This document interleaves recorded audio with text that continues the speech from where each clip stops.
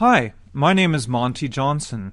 I'm a professor at the University of California, San Diego, and today I want to talk about the purpose of human life, Aristotle's ergon argument. The word ergon in Greek means work or job or product or function. The term is most clearly used in the context of artifacts or skills. So the ergon of a saw is to cut, the ergon of a house is to protect against weather and intruders, and the ergon of an architect is to build houses. A connected term is arete, which means excellence or virtue. The excellence of a saw is sharpness, since its function is to cut. The excellence of a house is stability and security, since its function is protection. And the excellence of an architect is the building of good houses. Do human beings have an ergon or a function? And if so, do they also have a corresponding arete or excellence? Aristotle argues that they do, and his argument can help us think more clearly about the purpose of human life. But before we can discuss the ergon argument itself, we need to discuss some background assumptions about the nature of life. Aristotle recognizes four distinct classes of living things: plants, animals, humans, and gods. And we'll set gods aside for a moment here. Aristotle defines living things by their capabilities. Plants have the ability to grow, use energy, and reproduce. When we talk about a plant doing well or poorly, we refer to these capabilities. Thus, when a plant is growing properly, deepening its roots, throwing out leaves and flowers and shoots, and fructifying, we say that it is flourishing. The opposite happens when a plant's capabilities are stymied, when a tree, for instance, is stunted or leaves are withering and dying on the vine. Botanists and gardeners know what is good or bad for plants. That is, what kinds of things help and what kinds of things hurt the activities related to their capabilities. Notice that it is not a matter of opinion, but of scientific fact what is good and bad for plants in this respect. Different plants might require different kinds of nutrients or different amounts of shade and water, but every plant is said to do well or poorly on the objective basis of the activities related to its specific capabilities. Animals, in a way, are like superpowered plants. They, too, have the ability to grow, use nutrition, and reproduce. These things are just as objectively important for animals as they are for plants, as veterinarians and zoologists can tell you. But animals also have other and higher capabilities. For example, animals, unlike plants, can move themselves around in space. Animals that cannot do so, whether because of a birth defect or because they're encaged, cannot be said to be doing well. This is why animal rights activists campaign for larger cages or free ranges for animals, because it's obvious that it is better for the animals if they are capable of exercising their capacity for self-movement fully.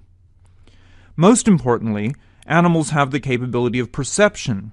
They can feel hot and cold, smell, taste, hear, and see, and some of them can do all of these things. Animals that are incapable of seeing, even though members of their species are normally able to do so, are thought not to be doing as well as their relatives that can. With the ability to sense comes the ability to feel pain and pleasure, and thus appetite and aversion. These capabilities are connected with an animal's capability for self-movement, since they pursue that which they have an appetite for and avoid things that might interfere with their natural activities. Now, an animal cannot do well if it is deficient with respect to its plant-like or vegetative capabilities, but even if it is fine with respect to those capabilities, it cannot be said to flourish if it is stymied with respect to self-movement and sensation. For example, if an animal is in a lot of pain or is unable to satisfy its desire for food because of injury to its organs of movement, that animal will not be said to do well. For an animal to flourish, it needs to be able to move around and to sense the world in such a way that produces for it pleasure, or at least more pleasure than pain. Now let's move on to humans. It's often pointed out that humans are animals with superpowers, but it is less often pointed out that we are plants, too.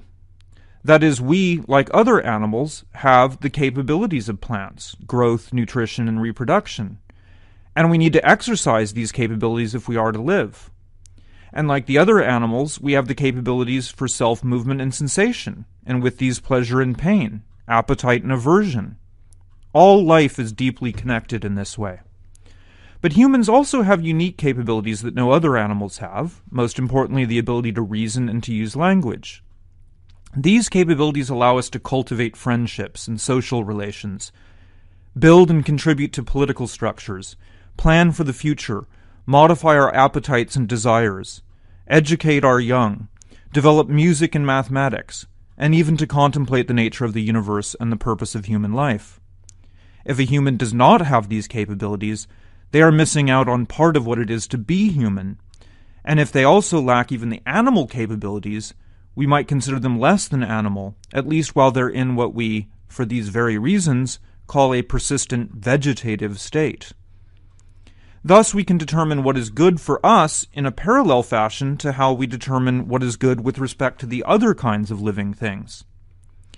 Those things that allow us to engage in the activities that exercise our capacities are good, and those that impede or prevent this are bad. Now that we have that background in place, we should be in a good position to answer what for Aristotle is the ergon of a human being. It would be odd if the purpose of human life was related to our lowest vegetative capabilities, unless we aspire to being a good plant. Thus, the exercise of our capabilities for reproduction, growth and stature, and even nutrition, however important for us, cannot be the ultimate purpose of our life, any more than it could be for a brute animal.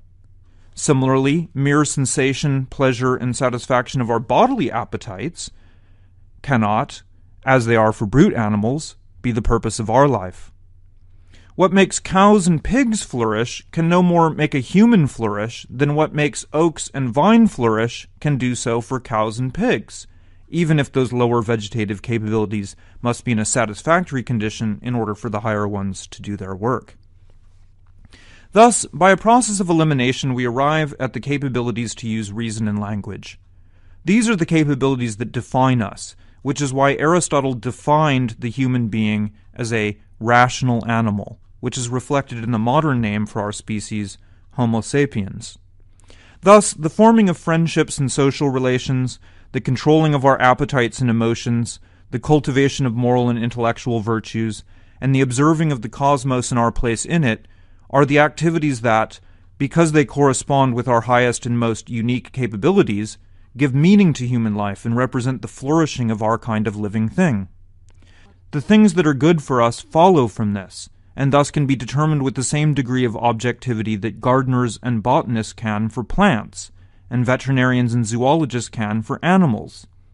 These arts and sciences can objectively determine what is good and bad for those kind of living things, and so anthropology and philosophy can determine what is good and bad for our kind of living thing. In fact, the very highest activity, the one that Aristotle calls godlike, is philosophy, because this involves the pure exercise of reason and thought, just as the gods constantly engage in, according to Aristotle. And philosophy engages in reason and thought not only in order to serve our vegetative and animal needs, but just for its own sake as well, for the sake of living a human life. For this reason, Aristotle thought that doing philosophy was the ultimate end of human existence. In conclusion, you should be happy that you're watching this video, because I have just shown how you are now engaging in the exercise of your highest and most godlike capabilities. Good work.